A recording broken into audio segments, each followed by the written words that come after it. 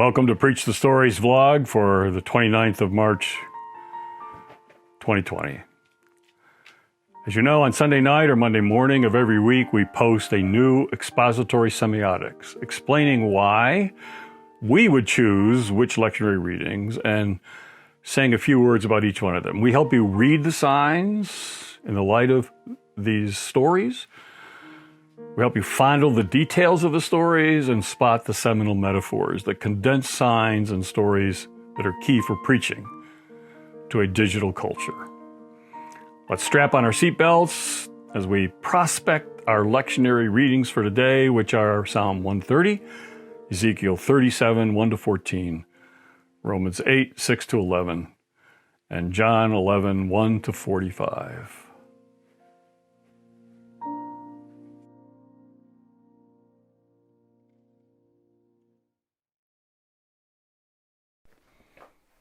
This is the vlog for March 29th, 2020. And this is the last Sunday in Lent before Palm Sunday and Easter Sunday. And the texts that we've been given are some incredible texts.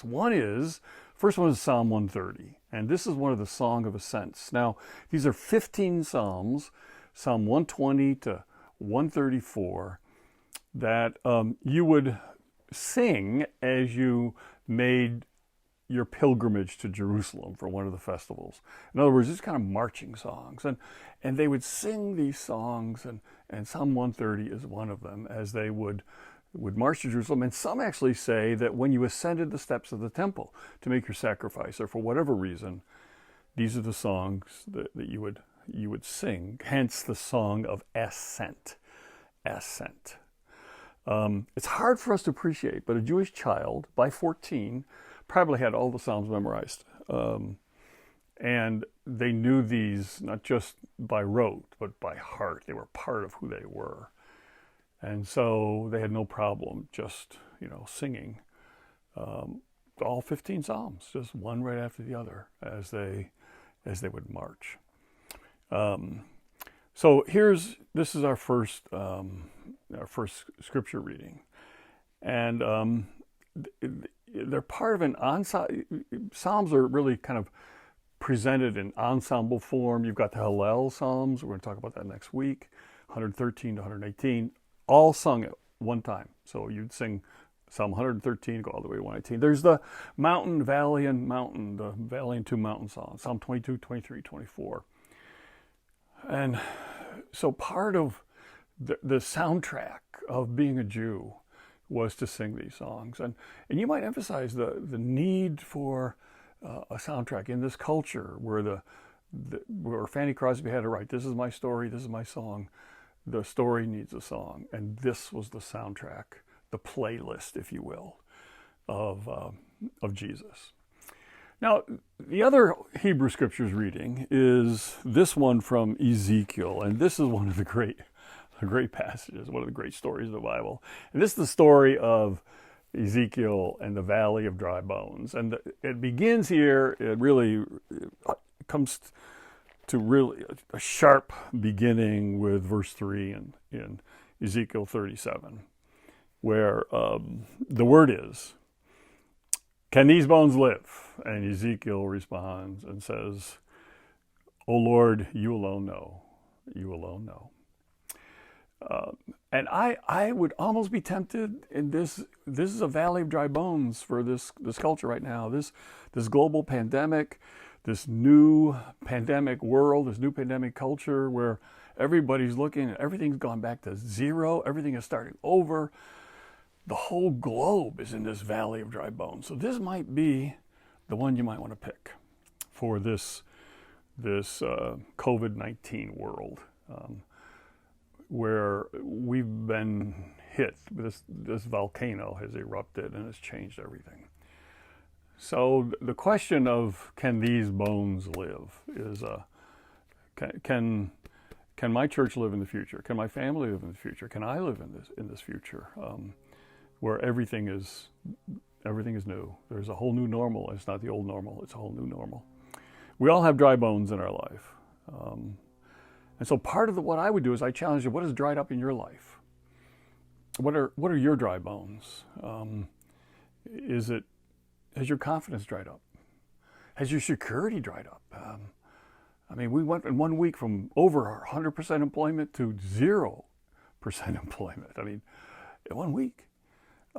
Has your hopes dried up? Have your dreams dried up? How about your marriage? Is it drying up? I think we're going to see either a lot of virus babies or virus divorces here. What is drying up in your life? Maybe your friendships have dried up. There's a lot of dry bones out there.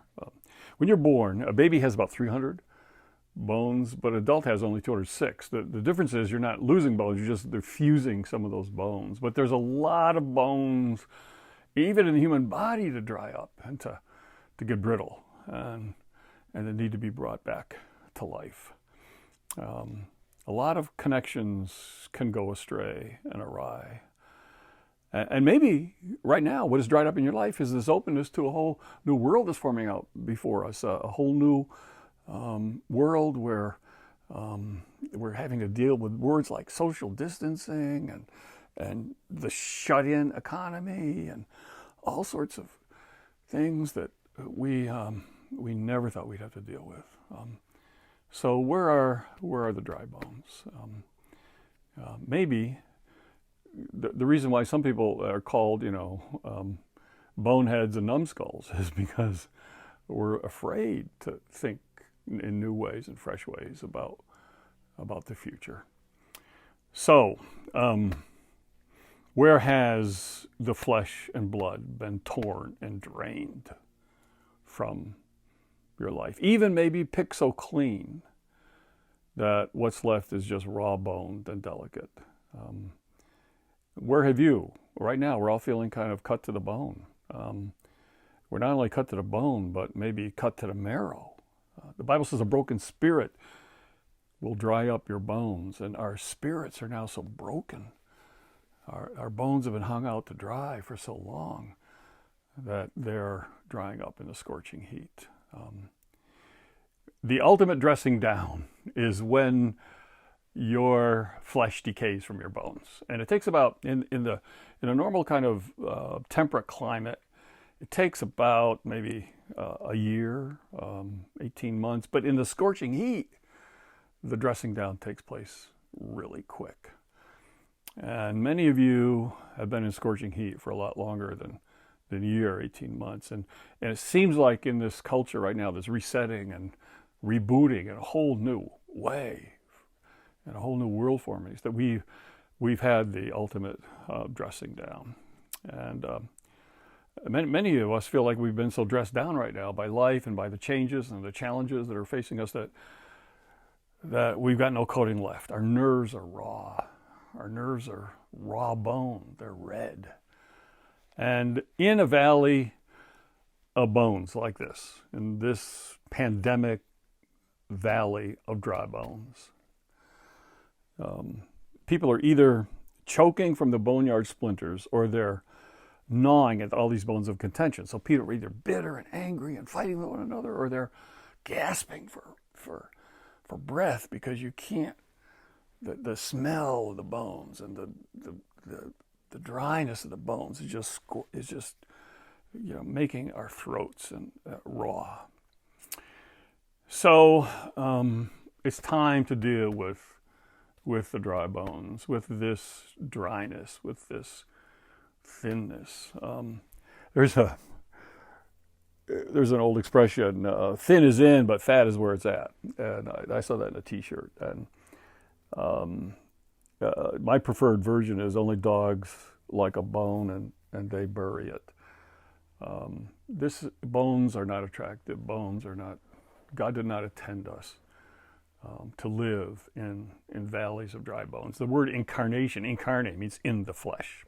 So in this story, how does God bring these dry bones to life? And this is the key thing here. There's two things that God uses to bring the bones to life. One is wind and one is water. One is breath, and then there is the coming to flesh through the water. And the breath brings to life. And it's God's breath that will bring us to life. It's just breathings of the Spirit.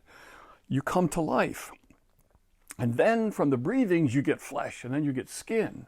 And then there's another breathing that once the bones begin to be, coated with flesh and skin, then you bring that flesh and skin to life with another breathing. So it's really, read the text carefully. There's two breathings here. You breathe on what you've allowed to die. Put flesh on what you've allowed to writhe, to wrinkle and dry up. So the breathings of the Spirit. Can you trust? Breathe on me, breath of God. Fill me with. Can you trust the Spirit of God to breathe? Can you live in the power of that wind? That wind that knows bone knowledge. That wind that knows flesh desire and will bring the bones to flesh and to skin. I come from a tradition. The Sweet family came over in 1630. They were artisans, but they're also bone setters. And this is it's called TBS, Traditional Bone Setter. It's a whole school of medicine that the Sweets were known for. And I have some of the things for it. This is one of the liniments that you can see celebrated sprain liniment, but on the side here, it's also called, this is New Bedford, Massachusetts, but it's also called Dr. J. Sweet's Infallible Liniment. You have another one here. These are other things that the bone setters use. This is let me get this out here. This is bitters that were used. This is another Job Sweet's bitters. These bone setters would have these liniments, and I still have the recipe for Sweet's liniment, by the way. But they were the ones that actually knew how to set bones and bring bones back and connect bones. And this is one of the treasures of my life here. This is the 1843 Views of Anatomy and Practice of Natural Bone Setting by Waterman Sweet. This is the first book on the process of bone setting. So you had the physicians, which were, at this time, many times didn't get well when you went to a physician because they were all into, mercury, purgatives, and leeching and bloodletting. And then you had the bone setters. And this, I just thought you'd like to see this newspaper, just picture of the people lined up outside a bone setter's home. This is a Scottish bone setter where patients are waiting to get in. There's over 50 of them there just waiting in line. And literally, when you found out you had something wrong with your bones, you check out of a hospital and go to the bone setter because he could really make you well again. And part of what the Valley of Bride, part of what Jesus does is bone setting. He resets our bones, gives us new life, makes the connections whole again. And of course, as you know, when a bone breaks and it sets properly, that bone becomes strongest in the broken places. So the bone setting tradition where you actually got healed and whole and your limbs will function again. And this is part of the role of the church right now. When our heroes are on the front lines, when our heroes are those that are risking their lives, we need to rediscover the healing role of the church and the healing role of God's disciples. This is what it really means, salvation, S-A-L-V-E. It's an ointment. It's a liniment. But it's a liniment that heals and makes you whole again. And we ought to be side by side with those people, the first responders that are dealing with this crisis. So the healing function of the church. So you breathe on the wind, and then you put the flesh on with water. And by the way, dead bones are dry and brittle, but living bones, if you feel them, they feel wet and a little soft. And that's because 1/3 the weight of a living bone is water. 1/3 the weight of a living bone is water. So a living bone is 1/3 heavier than a dead bone. So the wind. Let's blow some wind. Let's blow some of God's Spirit. Let's blow some winds of kindness, some winds of compassion, some winds of hope, some winds of trust in God, some winds of we can do this, some winds of carpe mañana. Let's some winds of peace and winds of mercy. I love this Proverb 16:24. Gracious words are a honeycomb, sweet to the soul and healing to the bones. Speak some words. Give some wind to some words that will bring healing to the bones. By the way, I also believe that the valley of dry bones, the whole valley became restored. And that's part of the creation story, where the wind and the water restores not just humanity, but gives us a whole new creation. The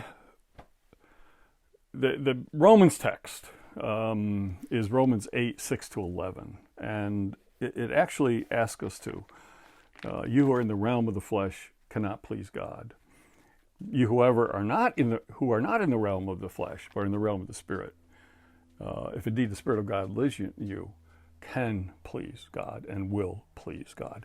And this focus on pleasing God, let me tell you, it's so important. And you might want to accent that with your people. What pleases God? What pleases God above all?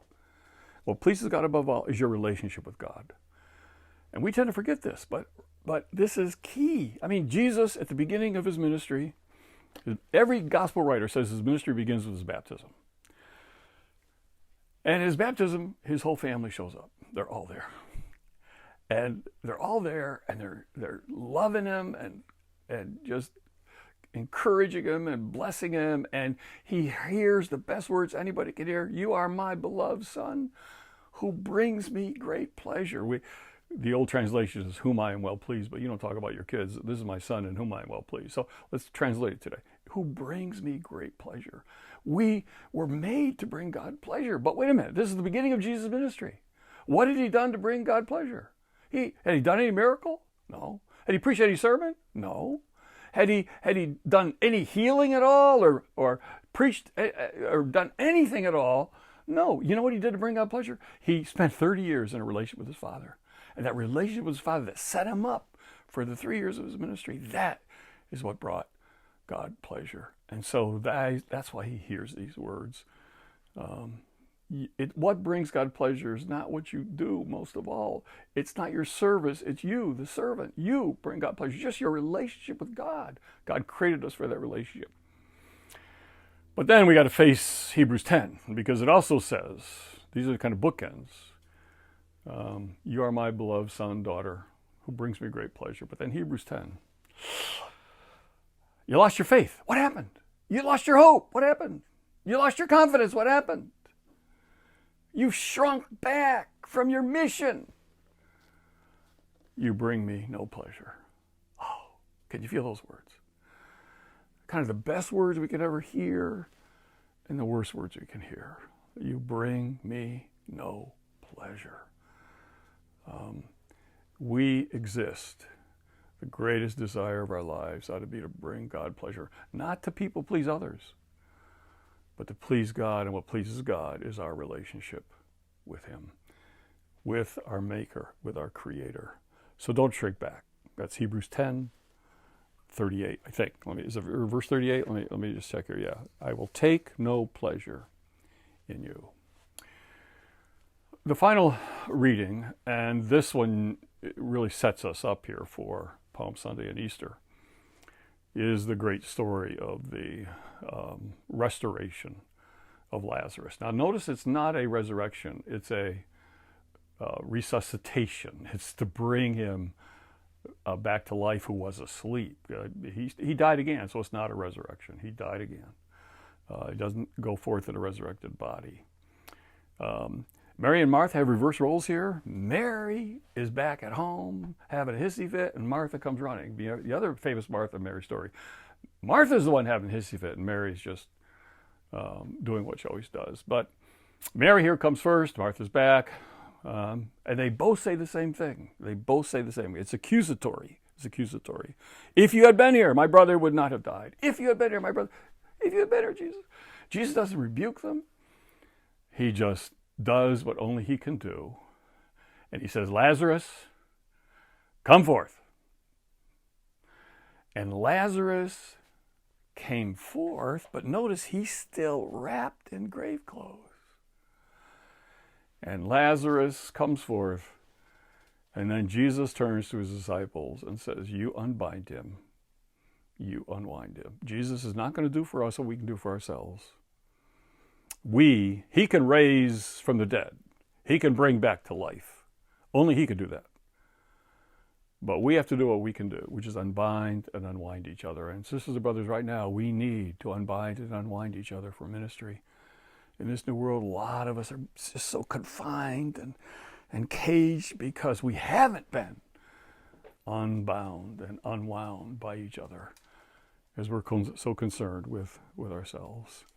So I encourage you, and as you preach one of these texts, or all of these texts, I don't know what, as the Spirit leads you, which one to pick, that you would focus on what's going on in the culture of this pandemic. You would have one eye on the story that you're choosing, and one eye on where people are. And where people are, they're hurting, they're confused, and give them the hope here that if we unbind and unwind each other, that all things are possible. Without Christ, I can do nothing, but with Christ, I can do all things. A great ensemble of texts for a great week, the week before Palm Sunday. Semiotics is the art of angling, of turning things askew, upside down, inside out, cattywampus, sunny side up, over easy, scrambled, hard-boiled. We hope you enjoyed today's journey into the story, but always remember, it's more important you prepare the preacher than you prepare the sermon.